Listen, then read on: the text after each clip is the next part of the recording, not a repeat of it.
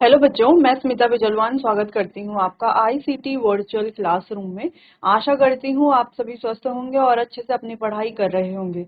बच्चों, आज हम पढ़ने जा रहे हैं क्लास 8 की साइंस। और क्लास 8 साइंस में हमारा चैप्टर चल रहा था पर्टिकुलेट नेचर ऑफ मैटर, जहाँ पर हम मैटर के पर्टिकुलेट नेचर के बारे में बात कर रहे थे। ठीक है, तो अपने लास्ट लेक्चर में हमने काफी सारी चीजें पढ़ ली थी कि मैटर क्या होते हैं, मैटर की अलग अलग स्टेट कौन सी होती हैं। ये जो तीनों स्टेट हैं, सॉलिड, लिक्विड और गैस, इन स्टेट की प्रॉपर्टीज क्या क्या होती हैं, ये हमने देख लिया था। फिर हम बात कर रहे थे इंटर पार्टिकल स्पेस के बारे में कि ये जो इंटर पार्टिकल स्पेसिंग है, कैसे ये डिफर करती है मैटर की ऑल थ्री स्टेट्स में। तो सबसे पहले जैसे कि हमने यहाँ पर बात कर ली थी गैसियस स्टेट की। तो गैसियस स्टेट में हमने देख लिया था कि पार्टिकल के बीच में काफी सारा स्पेस होता है। यानी कि हम ये कह सकते हैं सिंपली कि जो गैसेस के पार्टिकल्स होते हैं उनके बीच में जो इंटर पार्टिकल स्पेस है वो सबसे ज्यादा होता है। ठीक है, यहाँ तक हमने लास्ट लेक्चर में कंप्लीट कर लिया था। अब हमें बात करनी है एक नेक्स्ट एक्टिविटी की। ठीक है, तो इसमें हम देखेंगे कि लिक्विड में, यहाँ पर हम देखेंगे कि लिक्विड में जो है इंटर पार्टिकल स्पेसिंग कैसी रहती है। यानी कि इंटर पार्टिकल स्पेसिंग हाई होती है, लो होती है या नहीं होती है, या होती है तो कैसे होती है।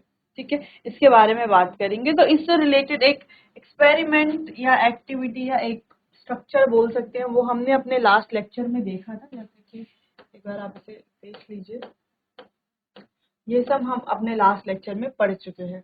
लास्ट लेक्चर में ये भी हमने डिस्कस किया था। चलिए, तो ये एक्टिविटी के बारे में हम बात कर रहे थे। चलिए, तो इस एक्टिविटी के बारे में हम बात कर रहे थे। तो यहाँ पर हमने क्या किया है, एक बीकर लिया है, बीकर में लिया है वाटर, वाटर में डाला है हमने 1 चम्मच सॉल्ट। वाटर का जो लेवल है वो हमने मेजर कर लिया है, तो लेवल कुछ कुछ इतना है। ठीक है, तो यह है वाटर का लेवल। अब इस वाटर में हमने सॉल्ट डाल दिया है ना, वाटर को लेवल करने के बाद उसको हमने, उस पर हमने सॉल्ट डाल दिया है। अब जब हमने इसमें सॉल्ट डाल दिया है, सॉल्ट डालने के बाद क्या हुआ, ठीक है, सॉल्ट डालने के बाद हमने इसको एक स्टिरर की मदद से क्या कर लिया, इसको इस तरीके से क्या कर लिया, घुमा दिया ना, स्टिरर की मदद से इसे स्टिर कर लिया, ताकि ये जो सॉल्ट के पार्टिकल्स हैं वो वाटर में अच्छे तरीके से डिसॉल्व हो जाएं। सिंपल है। ठीक है, अब जब ये डिसॉल्व हो गया अच्छे से, तो हमने अगेन वाटर का जो लेवल है वो मेजर किया। ठीक है, तो हमारी एक्सपेक्टेशन क्या होनी चाहिए थी कि जो वाटर का लेवल है वो बढ़ना चाहिए था, बढ़ना चाहिए था। लेकिन वाटर का जो लेवल है वो एज इट इज रहता है, जैसे पहले था वैसे ही अभी भी रहता है। तो ऐसा क्यों होता है कि वाटर का जो लेवल है वो एज इट इज रहता है, ना बढ़ता है ना कम होता है, ऐसा क्यों, इसके बारे में सोचिए।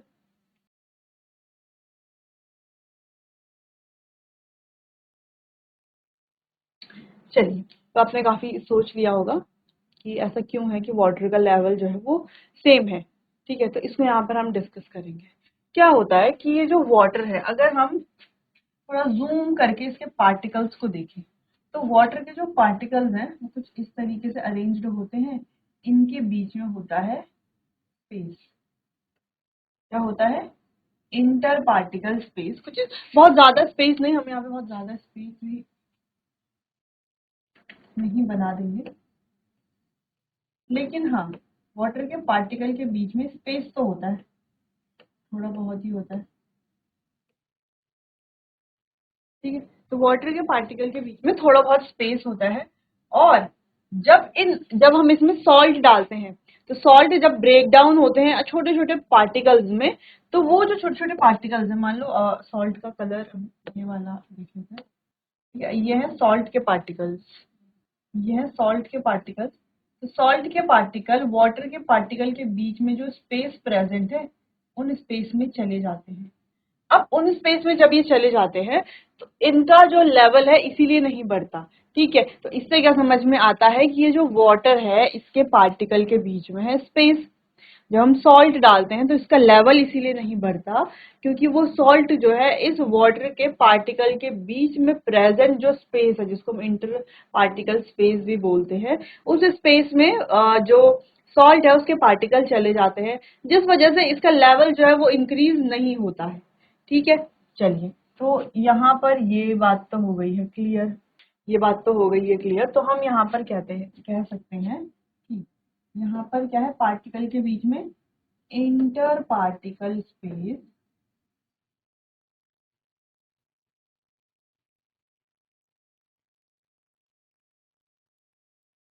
Is present between the water particles। ठीक है, तो इंटर पार्टिकल स्पेस प्रेजेंट है कहाँ पर, वाटर पार्टिकल्स के बीच में, जहां पर सॉल्ट उस स्पेस को क्या कर लेता है, ऑक्यूपाई। तो हम यहाँ पर नेक्स्ट चीज लिखेंगे, सॉल्ट ऑक्यूपाई,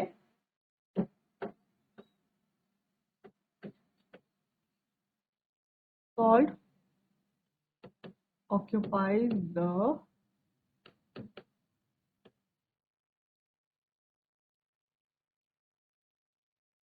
interparticle space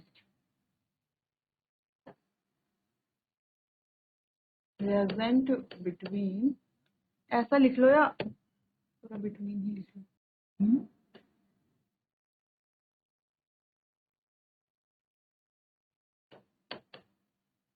ठीक है, inter particle space is present between the water particle, यानी कि वाटर के पार्टिकल के बीच में प्रेजेंट है इंटर पार्टिकल स्पेस।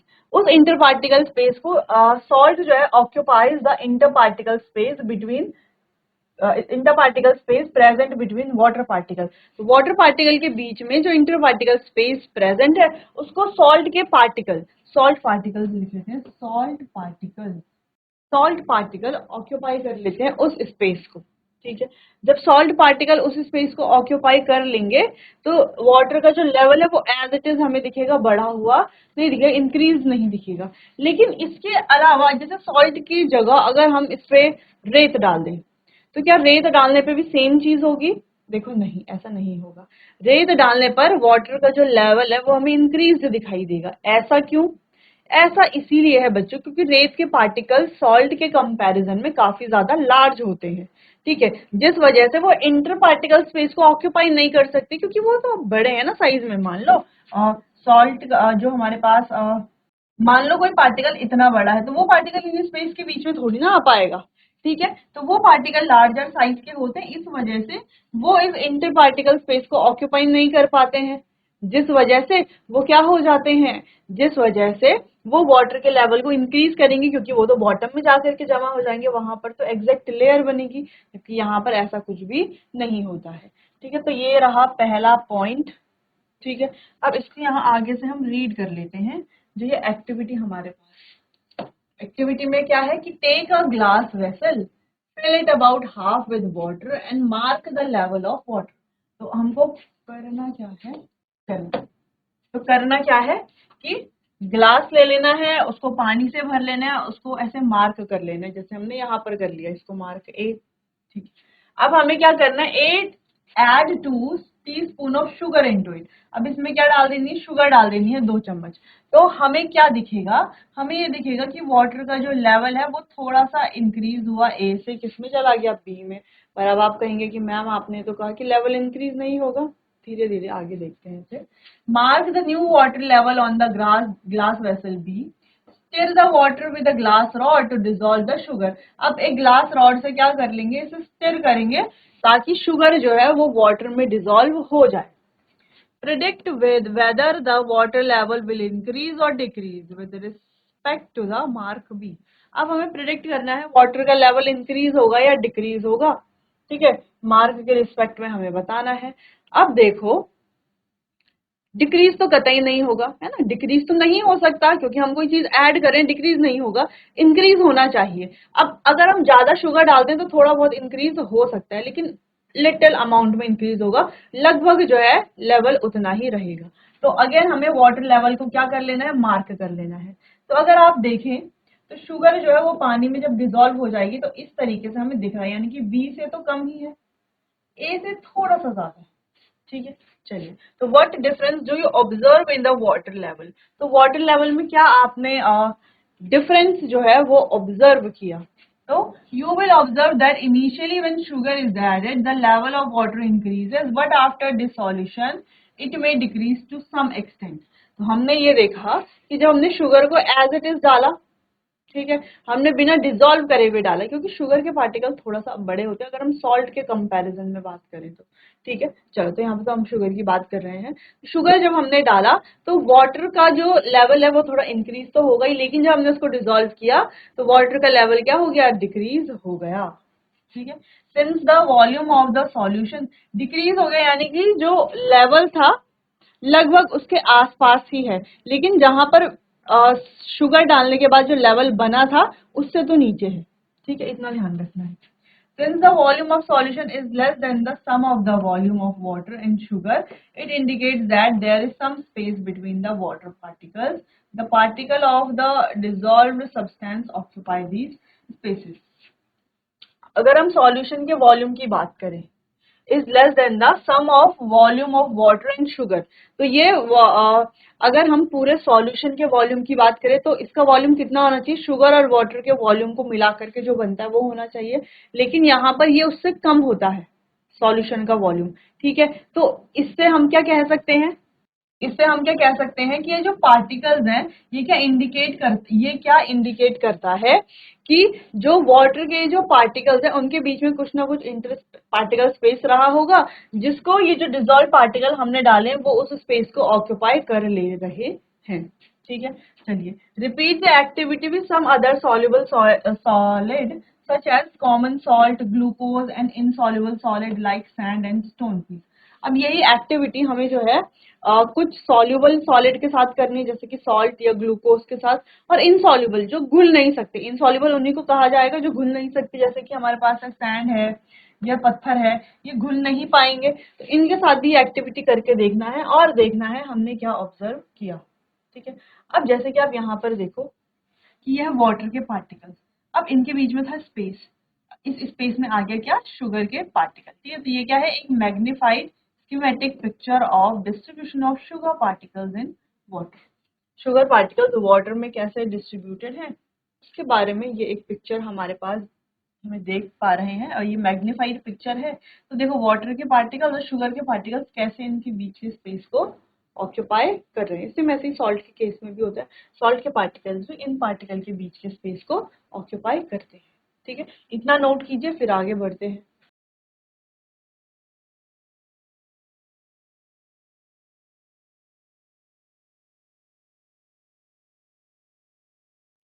चलिए, तो हम बात कर रहे थे तो यहाँ पर हमने मैग्नीफाइड पिक्चर देख ली थी कैसे शुगर पार्टिकल डिस्ट्रीब्यूटेड है वाटर में। अब आगे बढ़ते हैं। चलिए, sugar and sand are both solid, why does sugar dissolve in water but sand does not? अब यहाँ पर एक चीज ये पूछी जा रही है कि शुगर और सैंड दोनों ही क्या है? सॉलिड है, लेकिन शुगर तो पानी में डिसॉल्व हो जाती है, लेकिन सैंड जो है वो पानी में डिसॉल्व नहीं होती। ऐसा क्यों है? ऐसा होता है दोनों के पार्टिकल साइज की वजह से। शुगर जो है वो स्मॉल पार्टिकल्स में ब्रेक डाउन होती है, जबकि सैंड नहीं होता है। सैंड का जो पार्टिकल साइज है वो बड़ा होता है, इस वजह से। Sand is a solid that does not dissolve in water. When added to water, the sand particles settle down and occupy some space in the container, causing the total volume to increase. तो जैसे कि हमने बात की थी, अभी हमने कहा था कि एक बार तो हमने शुगर डाल करके देख लिया, एक बार हम सैंड और स्टोन डाल करके भी देख लेते हैं ना वाटर में। तो क्या हुआ, जैसे ही हमने वाटर में सैंड डाली तो सैंड के जो पार्टिकल्स हैं वो जो वाटर जिस कंटेनर में था उसके बॉटम में जाकर के सेटल हो गए, और उस स्पेस को उन्होंने ऑक्यूपाई कर लिया, बॉटम वाले स्पेस को, जिसका टोटल वॉल्यूम जो है वो क्या हो गया? टोटल वॉल्यूम जो है पूरे हम कह सकते हैं मिक्सचर का, वो इंक्रीज हो गया। ठीक है, what do you think about the inter particle spacing in solid? तो हम सॉलिड के पार्टिकल्स के बीच में इंटर पार्टिकल स्पेसिंग के बारे में क्या कह सकते हैं? यही कह सकते हैं कि जो सॉलिड है उनके पार्टिकल के बीच में जो है इंटर पार्टिकल स्पेसिंग लगभग नेग्लिजिबल होती है, ना के बराबर होती है, बहुत कम, ना के बराबर लगभग। ठीक है। तो अगर हम बात करें गैस की, तो गैस के पार्टिकल्स के बीच में जैसे हम देख पा रहे हैं कि काफी सारा स्पेस हमें यहाँ पर दिख रहा है। लिक्विड के पार्टिकल के बीच में भी काफी स्पेस हमें जो है थोड़ा बहुत दिख ही रहा है ना, बहुत ज्यादा तो नहीं लेकिन थोड़ा बहुत स्पेस तो हमें दिख रहा है। वहीं लेकिन अगर हम सॉलिड की बात करें तो सॉलिड के पार्टिकल के बीच में हमें जो है कोई भी स्पेस नहीं दिख रहा है। तो अगर इंटर पार्टिकल स्पेस का ऑर्डर लगाया जाए तो ये है गैसेस, देन लिक्विड, देन हमारे सॉलिड, ये हो जाएगा ऑर्डर। क्लियर? चलिए, you learned earlier that the constituent particle in solid are held together by strong force of attraction।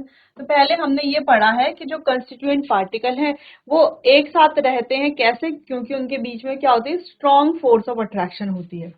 So these particles do not move from one place to another and are closely packed। तो ये particle ना तो इधर उधर move कर पाएंगे, कैसे होते हैं, क्लोजली पैक्ड होते हैं। तो ये होते कौन से, ये होते हैं सॉलिड के पार्टिकल्स, जो एकदम कॉम्पैक्ट शेप में होते हैं। ठीक है, ना ये इधर उधर मूव कर पाते हैं, जिस वजह से यहाँ पर इंटर पार्टिकल स्पेस बहुत कम होता है और इंटर पार्टिकल अट्रैक्शन बहुत ज्यादा होता है। However, despite close packing, some space is left between the particle as shown in figure 7.12। तो देखो, बहुत क्लोज पैकिंग होने के बाद भी थोड़ा बहुत ही जो हमें दिख रहे हैं ना, थोड़ा बहुत स्पेस तो वहां पर बच जाता है। You might assume that the space between particle is filled with air, but this is not the case. आपको लग रहा होगा कि ये स्पेस जो है एयर फिल कर देगी, तो ऐसा नहीं होता। They contain nothing at all. वहां पर क्या होता है, कुछ भी नहीं होता। 7.12 summarises the packing of particle and the interparticle spacing in the three state of matter। तो जो ये फिगर हमें दिख रहा है काफी इंपॉर्टेंट भी है। ठीक है, आप जब हायर क्लासेस में जाएंगे, अलग अलग स्टेट जब हम पढ़ेंगे तो वहाँ पे कॉमन एक ये जो स्ट्रक्चर है वो बना हुआ रहता है, ताकि जो बेसिक्स हैं वो हमें पता रहे। ठीक है, तो जैसे हम देख भी पा रहे हैं यहाँ पर ये स्ट्रक्चर क्या बता रहा है, ये स्ट्रक्चर हमें बता रहा है पार्टिकल्स की अरेंजमेंट अलग अलग मैटर की स्टेट में। सॉलिड स्टेट में पार्टिकल की अरेंजमेंट कैसी है, लिक्विड में पार्टिकल की अरेंजमेंट कैसी है, गैसेस में पार्टिकल की अरेंजमेंट कैसी है। अगर हम इंटर पार्टिकल स्पेस की बात करें तो यहाँ पर इंटर पार्टिकल स्पेस सबसे ज्यादा है, जो कि दिख भी रहा है। यहाँ पर थोड़ा बहुत है, यहाँ पर लगभग ना के बराबर है, बहुत कम। ठीक है, बहुत ज्यादा कम है, नोट कीजिए इतना।